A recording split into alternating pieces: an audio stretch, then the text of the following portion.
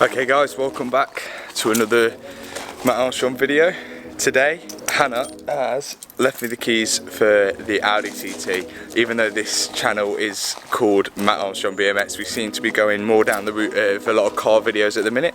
The BMX videos will come back, but today it's going to be a video on living with the Audi TT. I'm just going to do some everyday stuff and I'm going to see how we get on with the Audi TT. So, there it is. See, it's a 2 litre, it's a late 2006-2007, so it's actually like one of the first models of the Mark II. So before we start the video, if you've not already subscribed, make sure you click that subscribe button because we're slowly building up this channel and this is what it's all about. And let's get in the car and let's go.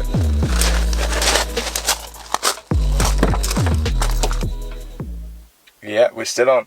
So, first things first, I will talk you through kind of all the bits and bobs and walk you through the car and show you everything, because more than likely whoever's watching this video, you're either looking at buying one or you've bought one, you just want to know a bit more about it. If I were watching this video, I would want to see like the ins and outs, common problems, running costs. I'll try and cover as much as I can.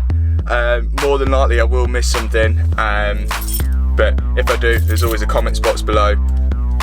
Let's do it. This is 2006 Audi TT. It's done 107,000 miles. I mean, she's had this car about 3 years now, I think. Yeah, possibly about 3 years. Touch wood, it's been really reliable. So as you can see in the TT, we've got the flat bottom steering wheel, bit of wear here. She bought that with the wear on. We can't work out how it's wore out. Maybe, I don't know. No idea, but you can replace these buttons. We've just never got round to doing it. Very little space in the back, very little, and no headroom at all. I don't know why there's back seats in here. Comfy heated seats. This is a manual. Obviously they do DSG. At the time she really wanted the Mark II, and the only ones in her price range were the manuals and the ones which are only front wheel drive. So really this is kind of like a Golf GTI with an Audi TT body. Correct me if I'm wrong.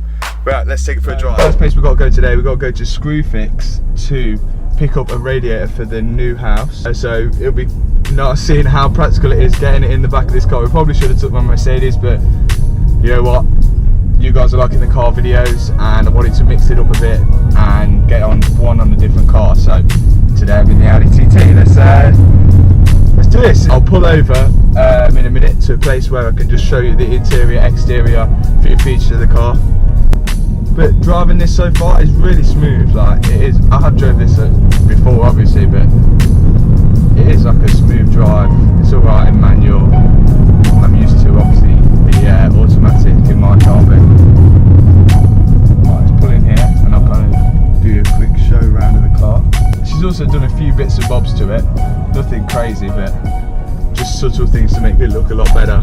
So right, I pulled over. I'm just going to show you through the car before I go and drive it everywhere. This one is not the colour black I had my A4 in. My A4 was it was called Brilliant Black. This one is slightly, I'd say like a greyer shade of black. I don't know the actual name of it, so let's walk you through it. First thing that she's done is she's changed the standard alloys to the 19-inch Audi alloys. They make a big difference on the car. On the rear, obviously you've got the open and close spoiler that goes up over when you go over 70 miles an hour, or you can do it manually in the car. It only has the exhaust one side. She does want to change the diffuser on the rear though, to like the S9 diffuser. She's had it tinted, window tints all the way around. Quite a nice effect on a black car. It looks quite stealthy. Show you underneath the bonnet just so you can see. I don't know, maybe you're interested in what's underneath the bonnet. Show you just so I'm covering as much as I can. 2 litre FSI engine. I mean, touch wood, if this is run perfectly, for the age of it and the mileage it's on, yeah, 107,000 miles. She's had it about 3 years. She drives it every single day, and touch wood, you just have the common problems, you know, like the brakes, we need them changing, CV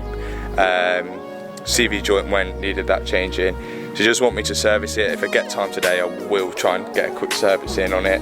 Really reliable. I wouldn't say economical because it does drink quite a bit of fuel, but hopefully I've covered everything you wanted to see in there.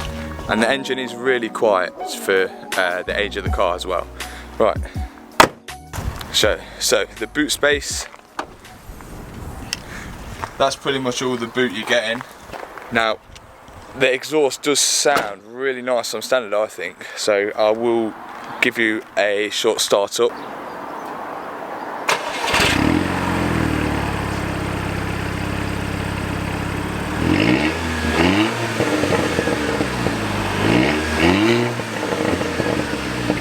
It has like a bypass around the centre silencer, so when you're giving it a lot of revs, it'll be a little bit louder than what it would be when it's just ticking over at the traffic lights.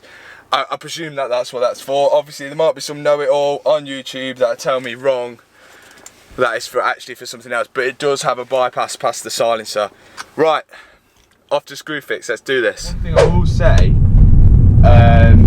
about this, it's really noisy in here. Like not as in like you can hear the exhaust of the engine, but I hear a lot of road noise in this car. I don't know whether it's due to the big back window or everything, but it is quite noisy in this car. We're looking at 197 bhp, that's what this car has standard. 0 to 60 in I think 6.4 seconds, which is fairly fast, I'd say, for like a 2 litre petrol engine. You can also remap these. You can do a lot to these engines if you really want to. I mean, she uses it to drive to work and back, and it's fast enough for her.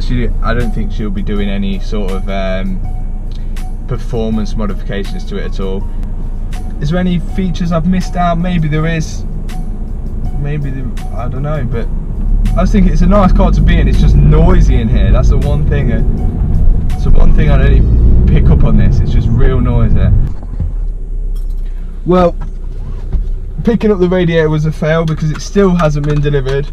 So instead we've got the copper piping.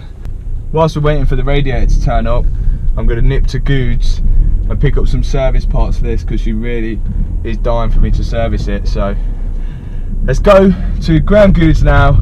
Oil, filter and some spark plugs. It's just started raining, so that's going to make my life even better.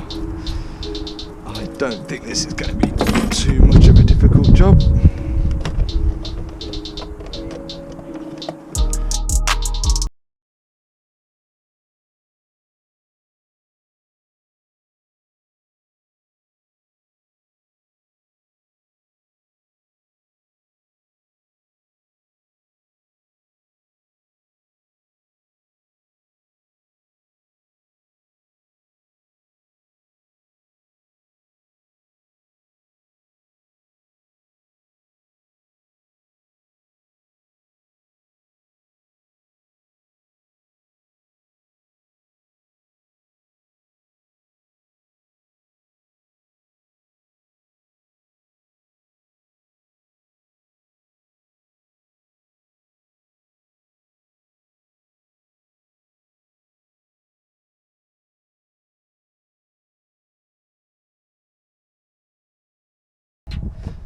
That connects back up onto that.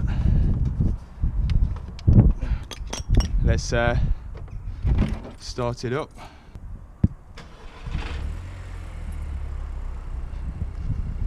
Yeah, starts up perfect. Runs nice there. Okay guys, spark plugs are changed. Does need oil and filter, but the Goose didn't have the oil filter in, so we'll come to that at a later date. Hopefully I've covered everything in this video. If you want to know more about the TT, just let me know, I'll make another video on it. Give me a thumbs up if you like this video. Make sure you have clicked that subscribe button. This is going to be the end of the video. If you've got any suggestions of what I should film next, put in the comments box below. Now we're going to go off and go riding, and I'm pretty sure next weekend's video is going to be a riding video, so make sure you click subscribe, tune in for that. Peace out. Is there any problems, any bottles, any models, but like to swallow, like gobble, gobble, talking gobble, gobble, keep extending clips, and they fill with hollows. 22 hoes on me, 22 clothes on me.